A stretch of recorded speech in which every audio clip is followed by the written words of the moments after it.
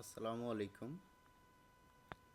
যারা মনে করেন ইতালিতে থাকলেই দেশে থেকে লোক আনা যায়, আমি তাদেরকে বলি, যদি ইতালি থাকলেই দেশে থেকে লোক আনা যাইতো, তো যারা থাকে অনেক দিন যাবৎ কিছু তো ধারণা থাকেই।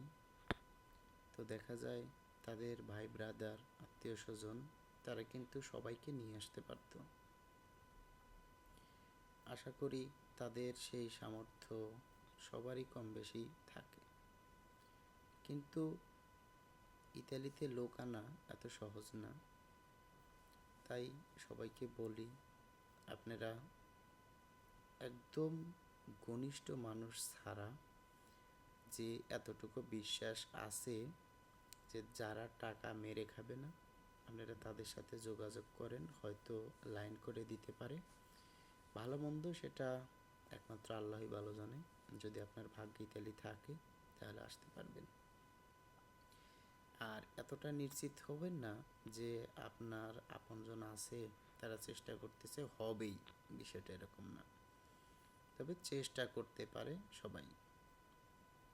আর ইতালিতে লোক আনতে বেশ কিছু কাগজপত্র এবং কিছু ক্যাটাগরি থাকে, এবং দেখা যায় যে কিছু জিনিস দরকার হয়, সেগুলো সবার থাকতে হবে। না থাকলে তো নিয়ে আসতে পারবে না। অতএব আর একজনের শরণাপন্ন হতে হয়। তো সেখানে শরণাপন্ন হতে গেলে তার সাথে কতটুকু ঘনিষ্ঠতা আছে, এখন সে আনতে পারবে কি না সেটারও বিষয়াদি থাকে। তো সব কিছু মিলে দেখা যায় যে অনেক কিছু প্রয়োজন হয়। সব কিছুই যদি সঠিক থাকে তাহলেই একজন ইতালিতে লোক আনতে পারে। তো দেখা যায় নির্দিষ্ট কিছু কাজের উপর লোক নিয়ে আসে। তো সেই কাজগুলো যদি আপনার নিজস্ব লোক যারা তারা যদি করে, হয়তো মালিকের সাথে যোগাযোগ করে নিয়ে আসতে পারেন।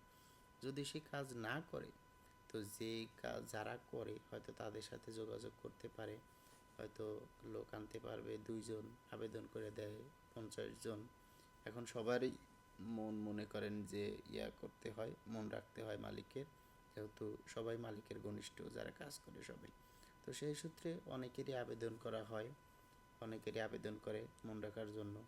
তো সবার তো আর হবে না, হয়তো আবেদন করে 2-1জনের হয়, আর বাদ বাকিগুলো হয় না।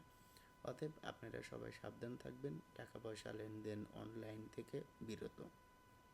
ঘনিষ্ঠতা ছাড়া আপনারা কেউ কারো সাথে টাকা পয়সা দিবেন না।